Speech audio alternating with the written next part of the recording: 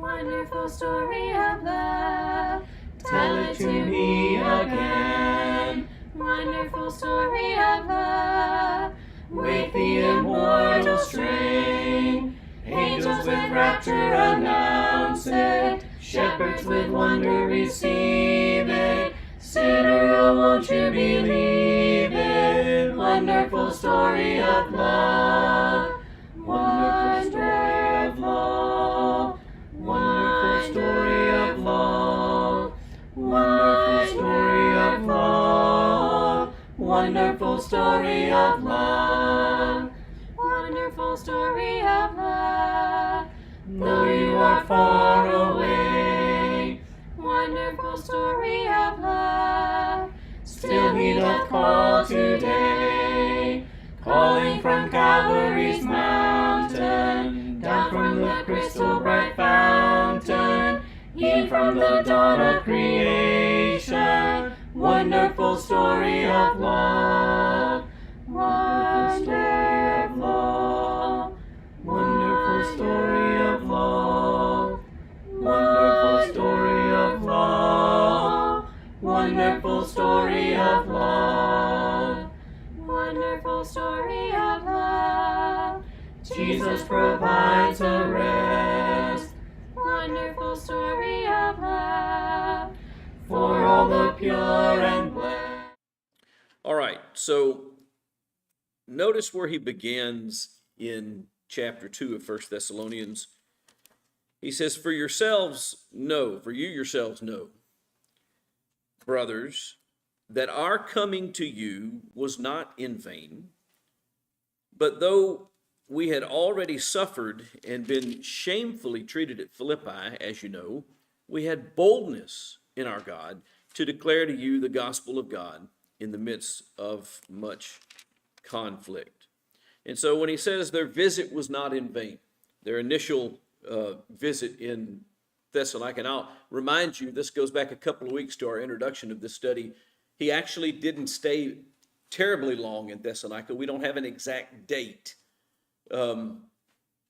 in terms of how long he was there, but we know that it was measured in days or weeks, not any length of time longer than that. Anybody remember why it was he left so quickly? I'm sorry?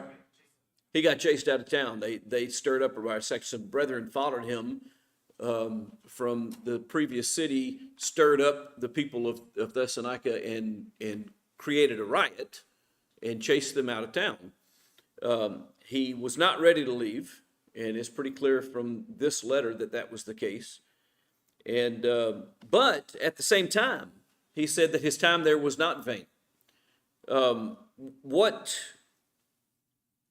What do you think he has reference to in saying that is their time? And by the way, when it says they throughout this book, particularly, that's Paul and Silas and Timothy. And there may have been others, but we know that those two men were with him in this place. What does he mean when he says that our visit was not in vain? What had been accomplished in those weeks that he was there? Okay, the gospel was preached. Not just was there preaching of the gospel, but what else? People were converted, and a congregation was established in that city that had not existed there before. And they had remained faithful. And there's some significance in, again, he's continuing this language, this inclusive language. He calls them brothers, talking about the relationship that they share in Christ, that spiritual relationship they share in Christ. He is not viewing them as someone he is not connected with. In fact, he's telling them that he has a fraternal spiritual association with them. Our coming to you was not in vain, but though we had already suffered and been shamefully treated at Philippi. Okay, what's he talking about there? Well, we can actually read what he's talking about there. If you'll turn with me to the book of Acts, chapter 16. And we'll start reading around verse 19.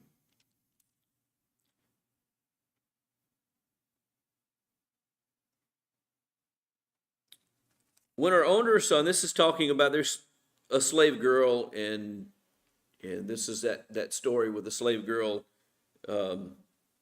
starts creating problems for her owners. When her owner saw that their hope of gain was gone, they seized Paul and Silas and dragged them into the marketplace before the rulers. And when they had brought them to the magistrates, they said, "These men are Jews, and they are disturbing our city. They advocate customs that are not lawful for us as Romans to accept or practice." Now, I would take issue with that statement, but that's the accusation. The crowd joined in attacking them, and the magistrates tore the garments off of them and gave orders to beat them with rods. And when they had inflicted many blows upon them, they threw them into prison, ordering that the jailer to keep them safely. Having received this order, he put him into the inner prison and fastened their feet in the stocks. So think of this. Envision that you're looking at this prison from above, and think of this as concentric levels of confinement. Okay, so you've got the building itself that's serving as the prison. Usually, my understanding is usually the prisons were compounds associated with the ruler's living compound. There's one of the structures on the site of where the ruler resided. So you've got this building that's serving as the prison. It's got some type of gate around it, or its outer wall. I'll say it that way. It may be the outer wall of the building itself, but you go through that door and you enter into the prison. Now, exactly what shape it would have taken, whether there's some kind of courtyard in there, I have no idea. But you're in the prison, but there's additional layers of security within that prison. And of course, you take the ones that you want to keep the most secure and you put them where? In the middle, where they have the most distance to cover to get out, and the most people to confront to get out, and the most doors to go through to get out. That's the most secure place that you can have, is in the center of a building that's protected by these. Okay, so they move them to the inner part of the prison, and then they fasten them in stocks. Okay, what are stocks? Yeah. Okay, it's like a yoke. It's in American history, they were made out of wood usually, and they were public. They were set in the center of town, and you were standing up. But what you did is you restrained the head and the hands. I understand from the research in this particular case, these stocks were probably on the ground, and they restrained the hands and the feet and stretched them out in a flat, and in fact were designed to stretch them to an uncomfortable level. The whole point of putting someone in the stocks is to do what? Completely cut off mobility. They can't move. Now, this is terrifying to some people. Some people are just terrified. If you restrain them, if you physically restrain them, they can't handle it mentally. What I think about in a situation like that is I think about, every time I get in a situation where I can't move my hands, that's when everything on my face starts itching. Every time. If there's something crawling, a bug, a spider, a stinging instrument, an ant, or whatever, you can't do anything about it. It goes where it wants to go. It does what it wants to do. This was not comfortable. And what had they done to deserve such treatment? They were stripped, apparently naked. Their garments were stripped off of them. They were beaten. They were brought into prison. They were brought into the inner prison as if they were some kind of terrible criminal. They were put into stocks. What had they done to deserve any of this? They preached the gospel. That's all they had done. And there was no real prohibition from that. They had really done nothing wrong. Now, there's lots of levels to this that are not even referred to here in this text, but that we can draw from other things in the Bible. Paul was a Roman citizen. Would he have been allowed to be publicly beaten like that as a Roman citizen? Absolutely not. Would he have been treated that way as a Roman citizen? Absolutely not. Do you notice there's nothing about that here? He doesn't apparently appeal to that. There is a place in where he does. That's how we become aware that he was a Roman citizen. Where he's being struck and he says, is it lawful for you to strike a Roman citizen? I didn't know that you were. His questioner says, I acquired my citizenship by great cost. Not new, by the way, the idea of charging people to become citizens. I acquired my citizenship by great cost. How did you get yours? He said, I was born into it. It's possible.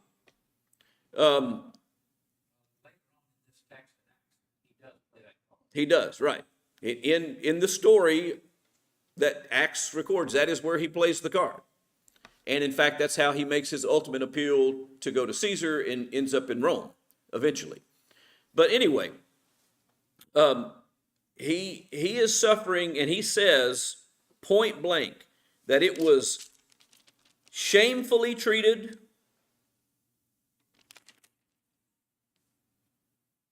treated in a way that was not proper, and that was intended to, maybe intended is the wrong word.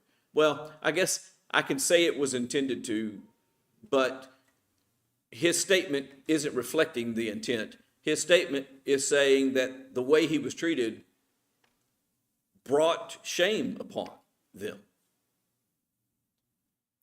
I was shamefully treated, as you know.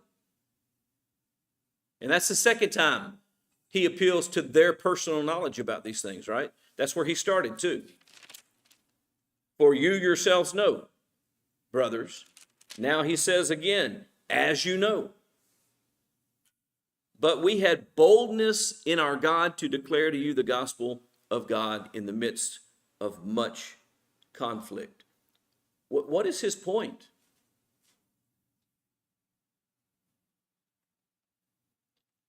Okay, let's try to put ourselves in Paul's shoes for a moment.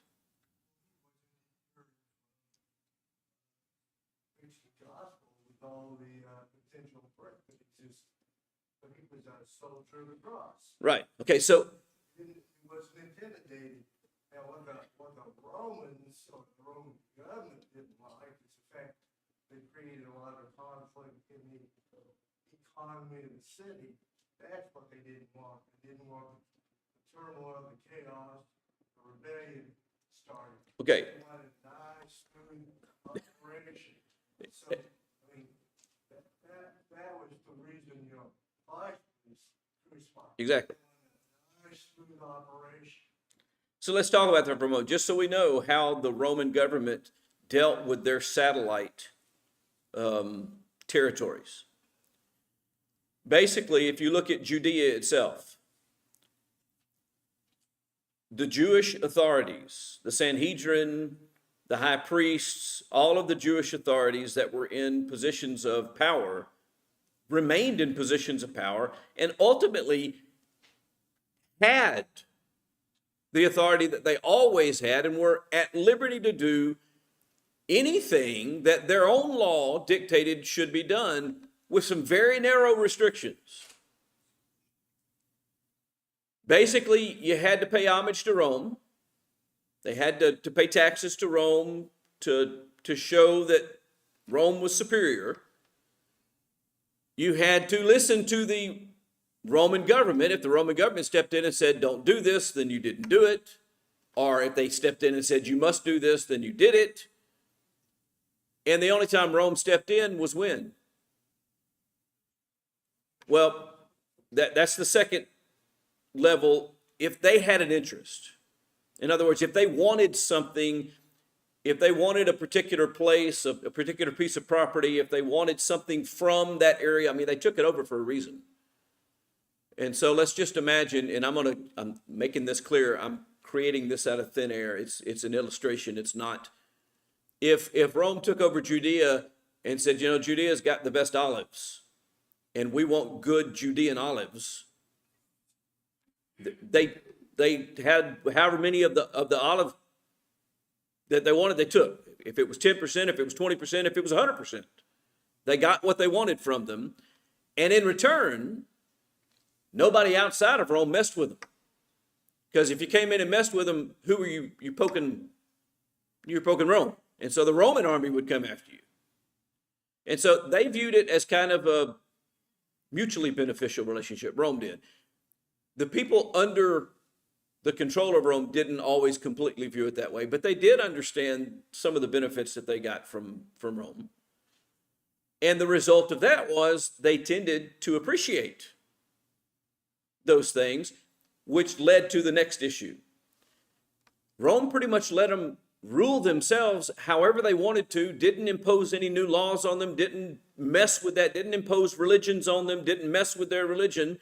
They were free to do pretty much what they wanted to do as long as there was no trouble.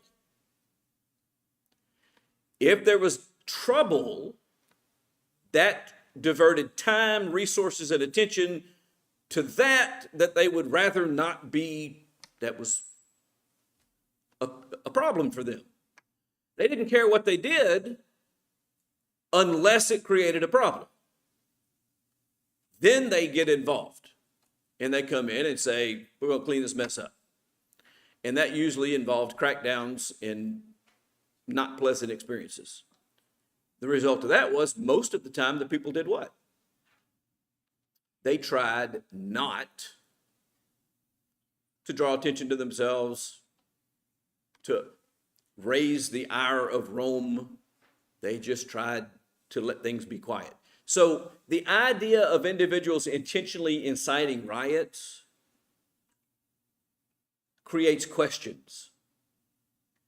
Why would the people intentionally incite a riot when they know it's going to get Rome involved? And in this case, I would argue they wanted Rome involved. They wanted Paul in trouble with Rome. He leaves and goes to the next town. That next town is Thessalonica. And so he just brings to them. Here's the question. I'm going along and I'm doing what I do. I'm sharing my message and my beliefs. And there's problems in this city and I have to leave and I go to this next city and I get thrown in jail. I get beaten and thrown in jail in that city. What am I likely to do? Stop. A reasonable person says, you know what? This is not fun. These people don't like this. I'm just going to stop. And that is the exact point that he's making here. He's saying, my trip to Thessalonica was not in vain because I preached and you believed and you know how I had been treated in Philippi and I did it anyway. Despite the fact that in the midst of all that conflict, I went ahead and told you about God anyway. I taught you about his Christ anyway, despite the fact that, and by the way, it created a problem because he was followed by people to Thessalonica and they stirred up problems in Thessalonica. And so it turned out to be actually what happened. And it did bring more trouble to him, but he taught him anyway. Our appeal, he goes on to say, does not spring from error or impurity or any attempt to deceive, but just as we have been approved by God to be entrusted with the gospel, so we speak, not to please man, but to please God who tests our hearts. What's his point?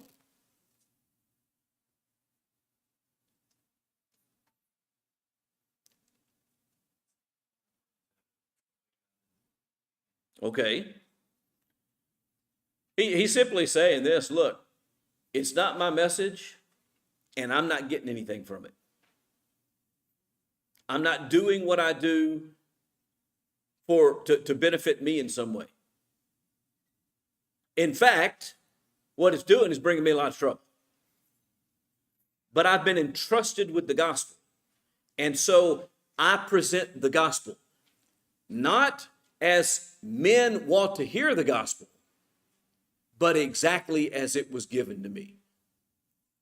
That's what he's talking about when he says not to please men, but God. I'm not altering the message to avoid conflict. In Philippi, the problem was these people made a living with these idols. Oh, excuse me, that's another city. In Philippi, the slave girl was a soothsayer of sorts, and the owners made a living off of her work, but Paul had stopped that, and they couldn't make their living anymore, and that's what made them mad. But Paul said, you know what, I wasn't going to go. Wait a minute, these are silversmiths, and they make a lot of money doing this stuff in this one city, and so I'm not going to talk about idolatry in this city because I don't want to get anybody riled up. And here in this case, I'm not going to help this little servant girl who's possessed because it's going to bother her owners. I'm going to do what I'm supposed to do.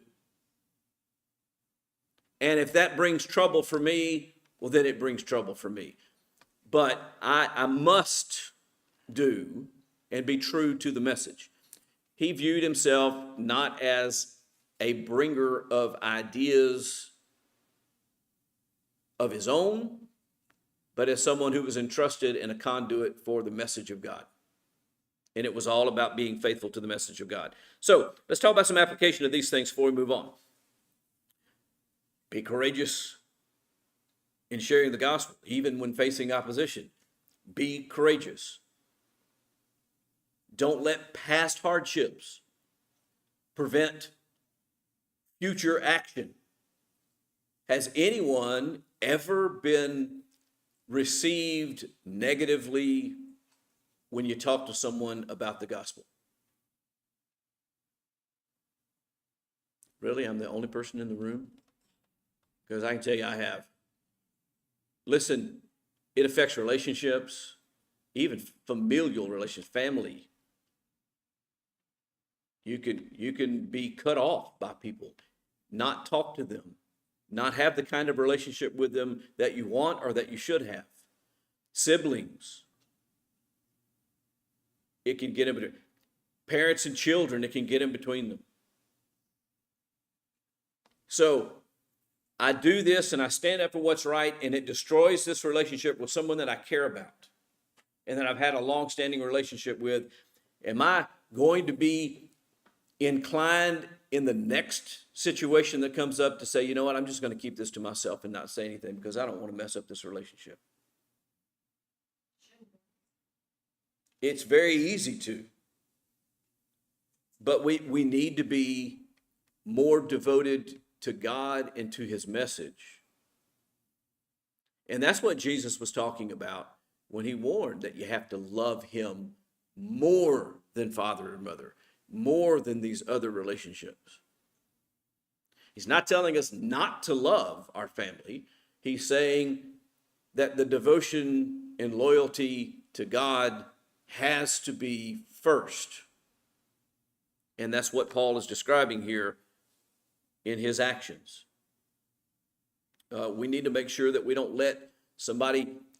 There's a great story of Marshall Keeble, who was preaching one day, and somebody in the audience didn't like what he said, got up, walked into the pulpit, and hit him square in the mouth. And Brother Keeble took his handkerchief out of his pocket, wiped the blood off of his mouth, looked at the man and said, "Are you done?" And the man was kind of dumbstruck. He didn't really know what to do. That's not the response that he was expecting. And he kind of said, yeah, and stepped back down, and Brother Keeble went on and continued his sermon.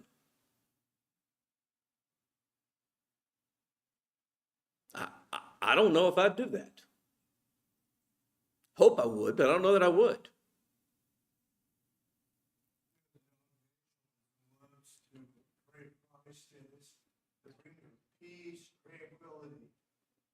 same time, it really brought a lot of division. This is the kind of division we're talking about. It does. Created by the truth. Right. And it wasn't division that he was seeking. It was division that the gospel created, and it was the response of others to what was said, not what was done, or how they were treated, or anything like that. If I was in a place, and by the way, in the illustration of Brother Keeble's story, he was not a located preacher. He moved and preached in different places frequently. If I was received that way, in a particular, I might go, you know what, I'm done with these people, and never go back. If that's the way they're going to treat me. Or I might even hesitate the next week when I'm scheduled somewhere else and go, do I want to say any of that again? If that's the way people are going to do, what, do I want to just leave that out? And Paul's saying, I didn't do that. And you know that I didn't do that. And the underlying implication in all this is that underscores the sincerity on Paul's part to bring the unadulterated truth to them, which he is not getting anything but grief for doing. We need to take that kind of approach and say, you know what? I know this person didn't receive me well, but maybe the next one will. Rather than say, well, maybe there won't be a next one. Check your motives in sharing the gospel. There's another lesson for us. Why? What am I trying to accomplish? Am I trying to please men, or am I trying to please God? By the way, if Paul was truly trying to please men, where would he have been?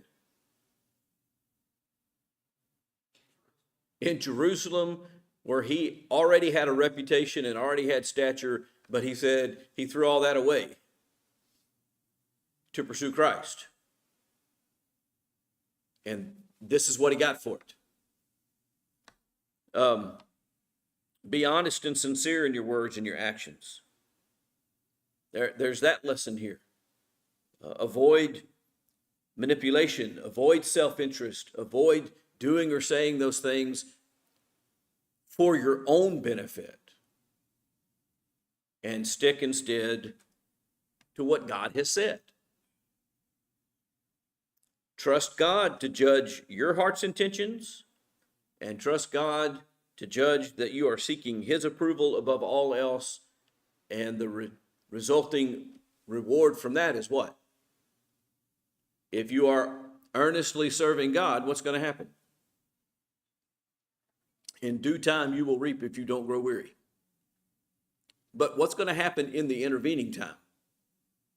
You may or may not be treated properly. And you have to learn to deal with it. I have not always been treated properly. People have mistreated me.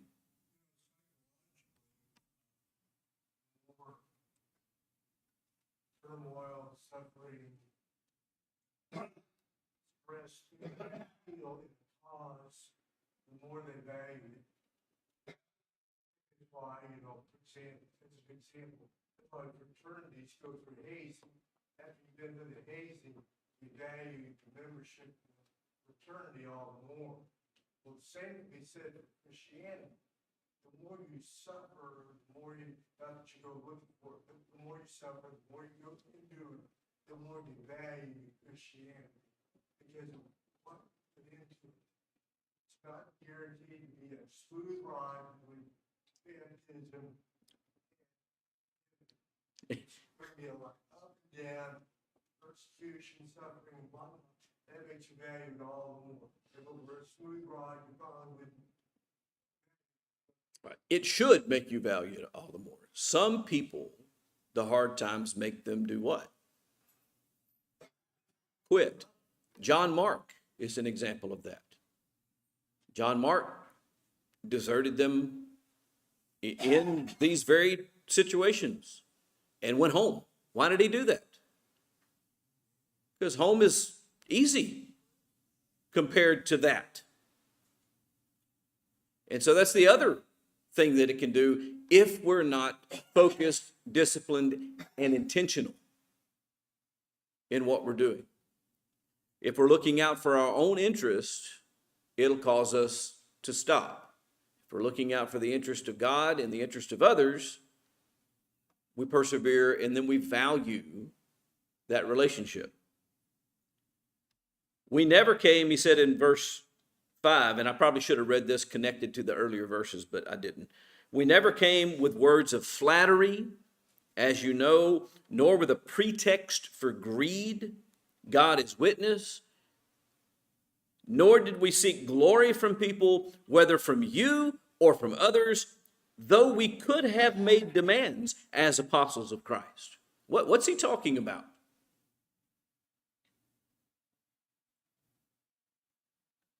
I think there's two things under consideration there. When he talked about a pretext for greed, listen, there were times that Paul suffered and was in want and didn't use his relationships to benefit himself. And instead, at times, he took jobs making tents, for instance, rather than become a burden on the brethren. Now, he was doing something unique. He was out there where there were not established churches. He was working with very new converts. He didn't want to burden the situation, so he says this on a couple of occasions, that he offered the gospel without charge. Now, that doesn't mean he never took money, because there were people who actually apparently helped him the entire time.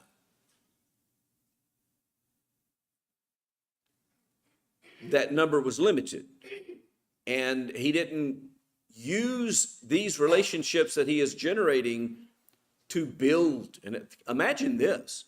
Imagine if Paul, every city that he went to, every congregation that he was able to start, he used those relationships to get support from each one of those congregations along the way. How much money would he be getting at the end after he's established all of these churches through all of these missionary trips of his? But he didn't do that, apparently. And so he's making the point that this was not about greed and this was not about flattery. He wasn't. And then he goes on to say, we didn't make any demands of you, though we could have made demands as apostles. Did he toss his authority around? Did he say to these people, listen, you got to do what I tell you because I'm an apostle of Jesus Christ? He didn't do that. I have heard men do that. You have to listen to me. I'm an elder.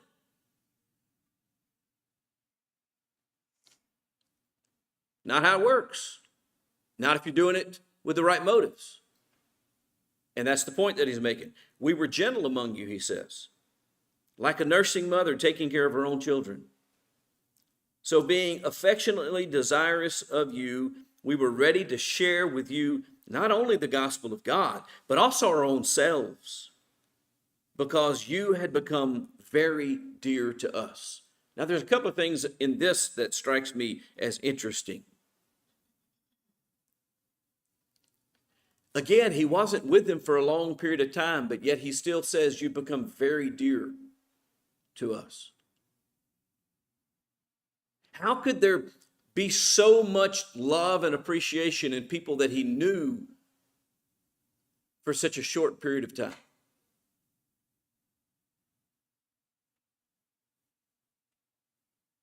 Because it's a choice. I don't make you prove yourself to me before I care about you. I care about you because I choose to. And then you prove to me that my decision was warranted. Your subsequent good behavior convinces me that I made the right choice.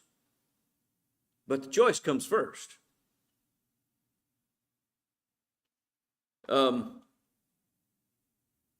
I was gentle to you, like a nursing mother caring for her children. Application of this, as we talked about ourselves, we need to approach other people with gentleness. Does a nursing mother toss around, handle roughly their nursing children?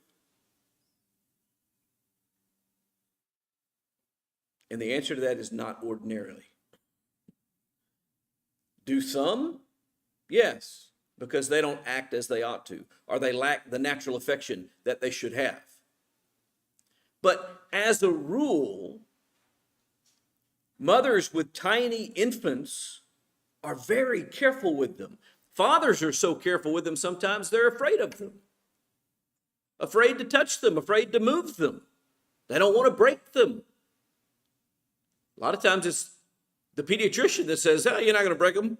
Just pick them up." 80-something-year-old man, I think he was 88 if memory is serving me now. It may be failing me. Lived across the street from me in Evadale, Texas when I was there. Grover Fagg was the man's name. Good man. Got to be really good friends with him in the years that I lived there. Just a couple. I spent time with he and his wife practically every day of the week. Right before we moved, we went over to see him the night before we drove out of the driveway. The man was 88 years old. He had 2 children of his own. He had never held a baby. He had children. He had grandchildren. He had never held a baby ever in his life. And when I dropped Micah in his arms, he almost had a heart attack. He was afraid that he couldn't be gentle enough. That's normal.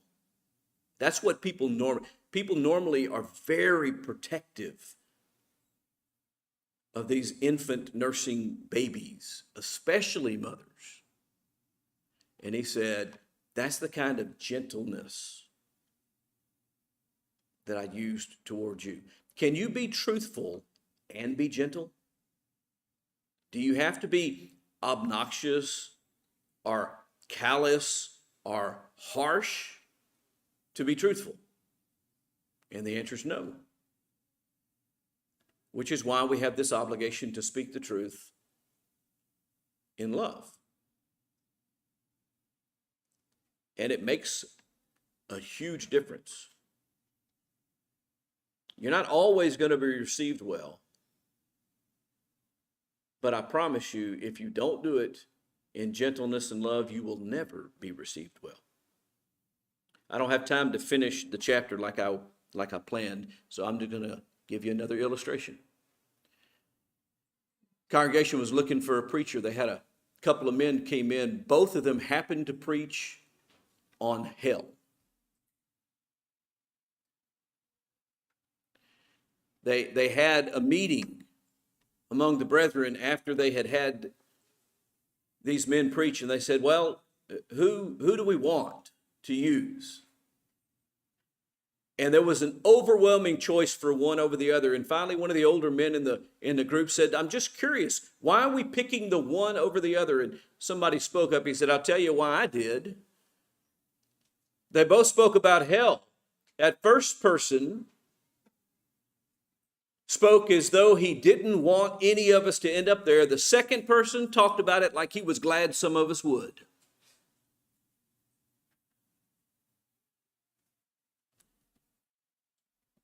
That makes a difference. It makes a huge difference. Are you telling me these things because you care about me and because you're trying to help me? Or are you telling me these things because you want to hurt me? He said, we were gentle with you, like a nursing mother caring for her children. Not only did we share the gospel with you, but our very lives. I put myself in the same jeopardy that you were in. In fact, I was willing to give my life because I cared. He had just been beaten and imprisoned in Philippi. They knew about it. He had just reminded them of it. Now he's saying, when I was with you, I was gentle with you. Not only did I speak to you the truth, I even gave you of my very life. His life had once again been put in jeopardy, even there in Thessalonica, by the riot that had been raised against him. And that was okay with him. He was willing to share his life. He was willing to lay down his life for his brothers, if that's what it required. We have to build genuine relationships. We have to invest our life in other people, not just our words. We need to let love motivate our ministry and service to other people. Not reputation, not all the crazy reasons that people do things. Not trying to build up brownie points so that later when I need something, I can get something in return from you. No, just because I care. Got to stop. If the Lord wills, we'll pick up here in verse 9 and get through the rest of chapter 2 and chapter 3 next week. This is just really rich stuff. And